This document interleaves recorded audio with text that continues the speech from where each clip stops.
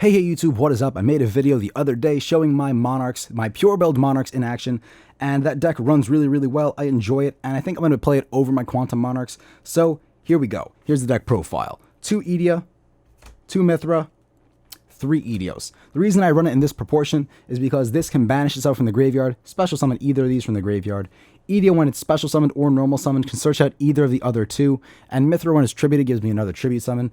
My one-ofs for my Monarchs, I play 1 Majesties, 1 Kuraz, 1 Thestalos, and 1 Angmarl. He's good. I'm testing him out. He's the new Monarch support from the Premium Gold, Infinite Gold. I'm liking him. You can banish Upstart Goblin from your graveyard, add another to hand, which allows you to then draw. So he's like an emergency draw engine if you need to.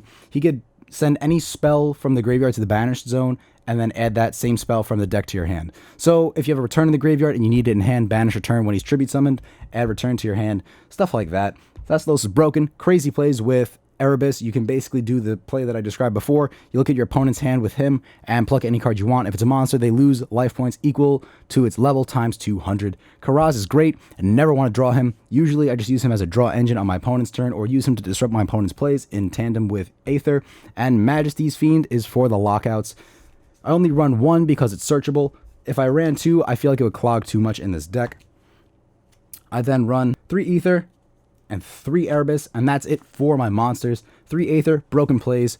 On my opponent's turn, tribute summons, use Stormforth, tribute summon their monster, summon Aether, summon another Monarch, special summon it and get it to hand later on. Crazy stuff. Erebus, absolutely broken. Spin back any card I want from hand, field, or graveyard, and it's non-targeting, absolutely broken. And it's not a once per turn effect either. Neither of them are, so you could tribute summon 3 Aether on your opponent's turn if you really wanted to. Some broken shit right there. Next up, for my spells and traps, I run 1 1-for-1, which leads to the broken plays with the Mithras and YUGIOHs and Ideas. 1 March, 1 Foolish, and 1 Frost Blast of the Monarchs. This is also Premium Gold, Infinite Gold support. I already went over these cards in my last deck profile. This card's really good. It's basically a Galaxy Cyclone, but Monarch specific, and it's not once per turn. You basically have a Monarch, any monster, 2400 more attack and 1000 defense on the field.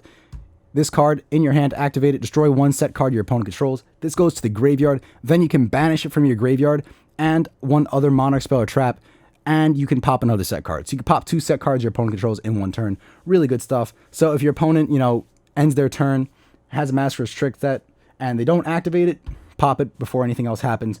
Good stuff with that. I then play 2 Return of the Monarchs. I bumped this up from 1 because now that I'm playing more smaller monsters, I feel like I need to see Monarchs more often, so I need more of these in my deck to get access to them when I do tribute summon. I then run 3 Pantheism, 3 Domain just to lock my opponent out of their extra deck, 3 Stormforth, and 3 Tenacities, as well as 3 Upstart Goblin, just for consistency, easy side out, and I can search this off Angmar and just draw more if I really need to. Really good stuff. I'm not going to explain the Monarch engine. People should be familiar with it now. If you're not, you can watch one of my older videos and, learn it from that. Then for my traps, I run 1 Prime Monarch and 1 Prime Monarch. I don't like to run 3 of these. I explained why in my last video, but they do work well, so I like to run 2 of them, and if I need to, I can recycle with it, so it leads to some crazy stuff. Side deck, I play 2 Twin Twister, 1 Raigeki, and 1 Dark Hole, just to clear my opponent's board, usually against Draco Pals or something like that.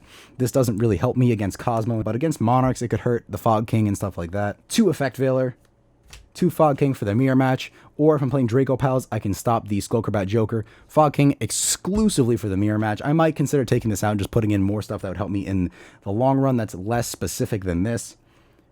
2 Vanity's Fiend, 1 Majesty's Fiend. I don't like to run 3 of either of these. I feel like that would clog too much. I have 2 Return of the Monarchs, easily searchable. This one's not searchable, so I do run 2 of it, but that's why I only run 1 of these in the main deck. This is really good against Cosmo. It's okay against Draco Pals and stuff like that, but I'd rather the Vanity's Fiend, because whatever they do, then they just get locked out.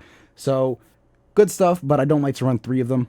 2 Max C, in case I go up against Draco Pals or a deck that special summons a lot, and 2 Royal Decree, just to stop anything that Twin Twister couldn't. So, that's it for this video, guys. I hope you enjoyed. If you like this deck profile, don't forget to click subscribe because it's free, it's fun, and I'll see you guys in the next one.